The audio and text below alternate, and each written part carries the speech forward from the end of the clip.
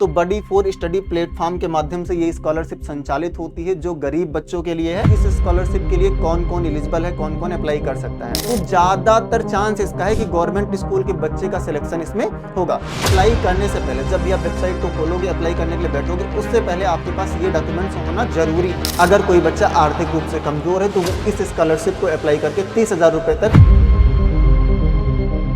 कई बार सपने बड़े होते हैं पर जेब छोटी। आर्थिक तंगी की वजह से आप लाइफ में कुछ बड़ा नहीं कर पाते। आपके पास असीम प्रतिभा है, आप लाइफ में कुछ बड़ा करना चाह रहे हो पर कर नहीं पा रहे हो क्योंकि आपके पास पैसे नहीं है, पैसों की कमी है। तो उस कमी से निकलने के लिए एक स्कॉलरशिप आपके लिए है जो आपको 30,000 रुपए की आर्थिक मदद देगी, जिसकी मदद से आप अपनी आगे की पढ़ाई कंटिन्यू कर सकते हो। तो जी हाँ, एक ऐसी स्कॉलरशिप के बारे में आज हम बात करेंगे जिसका नाम है doctor Rajendra Prasad scholarship programme 2026-27।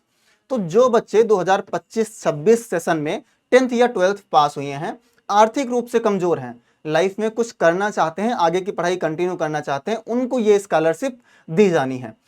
अगर आप यहां तक आए हैं तो पूरा वीडियो देखना है। अगर आप एलिजिबल हो तो आपको अप्लाई करना है, और अगर आप एलिजिबल नहीं हो तो आपको अपने उस दोस्त को शेयर करना है जिसको इस स्कॉलरशिप की नीड है, ताकि उसकी मदद हो जाए और अपनी आगे की पढ़ाई को कंटिन्यू कर सके। इसमें 30,000 रुपए की स्कॉलरशिप दी जाती है और पूरे भारत के छात्र इसके लिए अप्लाई कर सकते हैं। आप देखोगे मैक्सिमम अमाउंट 30,000 रुपए है, एक मुश्त दिया जाता है। इससे कम भी हो सकता है, जैसे अगर स्कूल में कम फीस लग रही है, हॉस्टल की कम फीस लग रही है तो इससे कम अमाउंट दिया जाएगा। अदरवाइज लास्ट अमाउंट इसका जो है मैक्सिमम अमाउंट 30,000 रुपए है।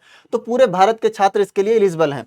आप भारत के किसी भी राज्य से हो, उत्तर प्रदेश, मध्य प्रदेश, बिहार, राजस्थान, झारखंड, कहीं से भी हो, स्टेट बोर्ड से पढ़ रहे हो, सरकारी स्कूल से, प्राइवेट स्कूल से, किसी भी स्कूल से पढ़ रहे हो, आप इसके लिए एलिजिबल हो और आप अप्लाई कर सकते हो। साथ ही आप देखोगे आवेदन की जो पूरी प्रक्रिया है वो ऑनलाइन होने वाली है, कुछ भी ऑफलाइन नहीं है, सब कुछ ऑनलाइन है, और लास्ट डेट इसकी 28 जून है। तो ये कुछ बेसिक सी मोटी मोटी इंफॉर्मेशन हो गई जिसको हमने देखा कि एक स्कॉलरशिप है doctor Rajendra Prasad scholarship programme के नाम से, जिसकी लास्ट डेट 28 जून है। 10th 12th के बच्चे जो पास हुए हैं इस बार, वो इसके लिए अप्लाई कर सकते हैं, जिसमें 30,000 रुपए तक दिए जाते हैं। अब एक और चीज आती है कि भाई ये स्कॉलरशिप असल में है क्या, तो ध्यान से समझना। ये एक मेरिट कम मींस स्कॉलरशिप है। मेरिट के बेसिस पे स्कॉलरशिप दी जाएगी, और किन बच्चों को दी जाएगी? जो आर्थिक रूप से कमजोर हैं, अर्थात जिनके पास पैसे नहीं है और अपनी पढ़ाई को आगे कंटिन्यू करना चाहते हैं। साथ ही आप देखोगे उनके अंदर प्रतिभा है, लाइफ में कुछ कर गुजरना चाहते हैं पर पैसे नहीं है, उन बच्चों को ये स्कॉलरशिप दी जाएगी। और याद रखना, इसकी कोई ऑफिशियल साइट नहीं है जहां से आप जाकर के अप्लाई करोगे। देखो, बडी फॉर स्टडी करके एक वेबसाइट है, उस वेबसाइट पर आप जाओगे तो ये स्कॉलरशिप का आपको एक कॉलम दिखेगा, वहीं पर आपको ये स्कॉलरशिप दिखेगी, उसी के माध्यम से आपको अप्लाई करना है, और वहीं पर आप अप्लाई करोगे, वहीं पर सबमिट करना है, वहीं पर पूरा डॉक्यूमेंट्स भी आपको अपलोड करना है। तो बडी फॉर स्टडी प्लेटफॉर्म के माध्यम से ये स्कॉलरशिप संचालित होती है जो गरीब बच्चों के लिए है, आर्थिक रूप से कमजोर बच्चों के लिए है। अब एक प्रश्न और आता है कि भाई इस स्कॉलरशिप के लिए कौन कौन एलिजिबल है, कौन कौन अप्लाई कर सकता है। अगर तुम इस क्राइटेरिया में आते हो तो जरूर अप्लाई करना है, क्योंकि इसमें आपके कोई पैसे नहीं लगने हैं, बस आपको सिर्फ अप्लाई कर देना है।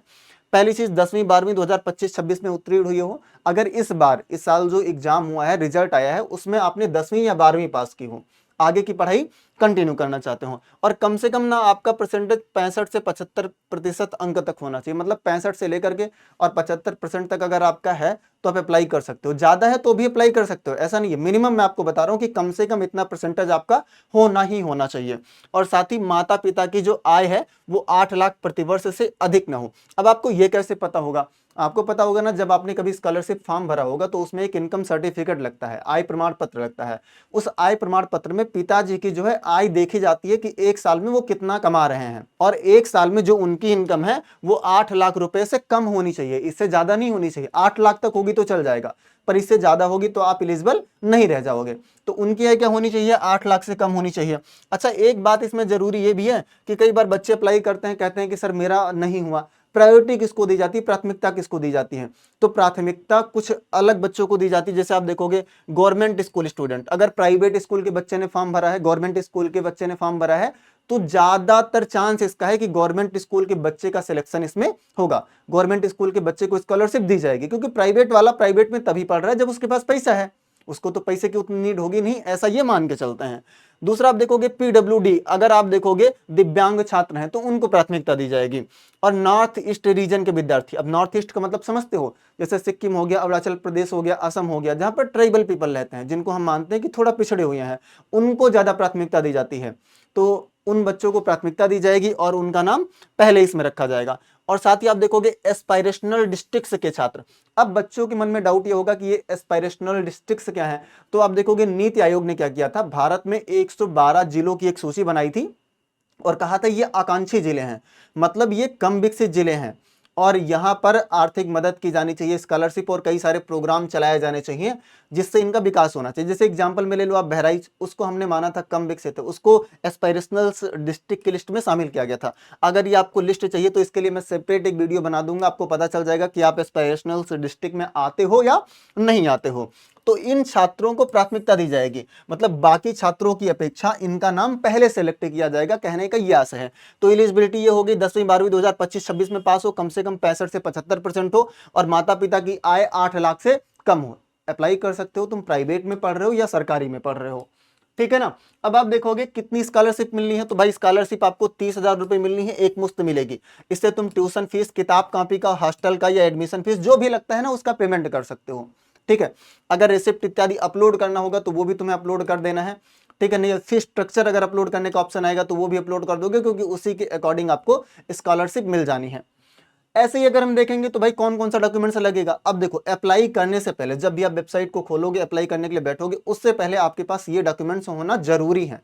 नहीं है तो इन्हें बनवा लो, क्योंकि आपके पास समय है 28 जून तक का। पहला आपके पास आधार कार्ड आपका होना चाहिए, ये तो बहुत जरूरी है, सॉफ्ट कॉपी होनी चाहिए क्योंकि ये अपलोड करना पड़ेगा।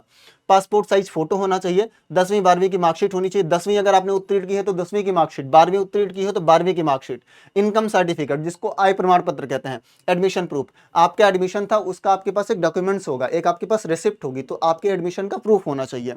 और आप देखोगे फी रिसिप्ट, साथ में आपकी फीस रसीद होनी चाहिए, या अगर फीस रसीद नहीं है तो फी स्ट्रक्चर।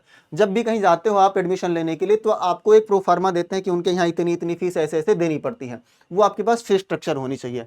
साथ ही आप देखोगे आपकी बैंक पासबुक और बैंक पासबुक की एक कॉपी। तो ये इतनी सारी चीजें आपको अपने पास रखनी है अप्लाई करने से पहले। अब अप्लाई कैसे आप करोगे, अप्लाई करने की पूरी प्रक्रिया को समझ लेते हैं। देखो स्टेप 1 क्या है, सबसे पहले आप जाओगे गूगल पर आपको सर्च करना है बडी फॉर स्टडी। जैसे आप सर्च करोगे तो बडी फॉर स्टडी इधर आ जाएगा।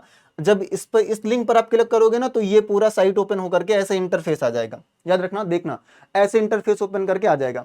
अब इधर आप देखोगे 2 ऑप्शन मिलेंगे, एक लॉगिन का, दूसरा रजिस्टर का। अगर आप पहली बार गए हो तो आपको क्या करना है, रजिस्टर पर क्लिक करना है, और जैसे आप रजिस्टर पर क्लिक करोगे अगला आपके पास दूसरा इंटरफेस ओपन हो जाएगा।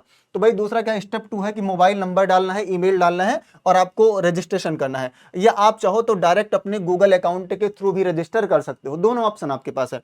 पर गूगल अकाउंट के थ्रू अगर रजिस्टर करोगे तो भी मोबाइल नंबर डाल के आपको वेरीफाई करना पड़ेगा, ठीक है ना। तो स्टेप 2 में क्या करना है, मोबाइल नंबर और ईमेल डाल के अपना रजिस्ट्रेशन करना है। और जब रजिस्ट्रेशन कर लोगे तो आप इधर स्कॉलरशिप वाले कॉलम में जाओगे, इधर आपको कई सारे स्कॉलरशिप की लिस्ट दिखाई देगी, उसी में आपको ढूंढना है, ठीक है ना, doctor Rajendra Prasad scholarship programme 2026-27। ऊपर आप देखोगे 10th के लिए आपको दिखेगा, नीचे आपको 12th के लिए दिखेगा। जिस भी क्लास के लिए आप अप्लाई करना चाहते हो आप अप्लाई कर सकते हो। सबसे पहले आप इधर क्लिक करोगे अप्लाई नाउ पर, और जब अप्लाई नाउ पर क्लिक करोगे तो वापस से ना आपके सामने ऐसा इंटरफेस ओपन करके आएगा, इंस्ट्रक्शंस ओपन करके आ जाएंगी कि भाई ये इंस्ट्रक्शंस हैं, और अगर आप इस एलिजिबिलिटी में आ रहे हो तो आप अप्लाई कर सकते हो। यहाँ पर आपका नाम लिख करके आएगा कि आपने लॉगिन कर लिया है, और फिर नीचे लिखा रहेगा स्टार्ट एप्लीकेशन। स्टार्ट एप्लीकेशन पर जैसे ही क्लिक करोगे आपका आधार कार्ड नंबर डाल के वेरीफाई करना होगा, और फिर पूरा फॉर्म आपको अप्लाई करना होगा। तो ये स्टेप 4 है जिसमें आपको क्या करना है, पूरे फॉर्म को फिल करना है। और जब फॉर्म को फिल कर लोगे तो लास्ट जो आपको मिलेगा पार्ट, वो है दस्तावेज अपलोड करने का। इसमें आपको अपने सारे डॉक्यूमेंट्स अपलोड करने हैं, और डॉक्यूमेंट्स जब आप अपलोड करोगे तो वो सबमिट हो जाएगा। बस आपको इतना करना है, डॉक्यूमेंट्स अपलोड करके सबमिट कर देना है। और याद रखना लाला, जब आप सबमिट कर दोगे अगर आपका नाम सेलेक्ट होता है तो आपको वापस से मेल आएगा और कंफर्मेशन मिल जाएगी। जो भी प्रक्रिया है वो आपको वहीं से पता चल जाएगी। तो इस तरीके से अगर कोई बच्चा आर्थिक रूप से कमजोर है तो वो इस स्कॉलरशिप को अप्लाई करके 30,000 रुपए तक प्राप्त कर सकता है, जिससे उसकी आर्थिक मदद भी हो जाएगी और अपनी पढ़ाई को कंटिन्यू भी कर पाएगा, ठीक है ना। तो वीडियो कैसा लगा कमेंट बॉक्स में बताएं, और अगला वीडियो किस टॉपिक पर चाहिए ये भी कमेंट बॉक्स में बताएं, क्योंकि ऐसे ही जानकारी वाले वीडियोज हम आपके पास लेके आते रहेंगे। चैनल को सब्सक्राइब करें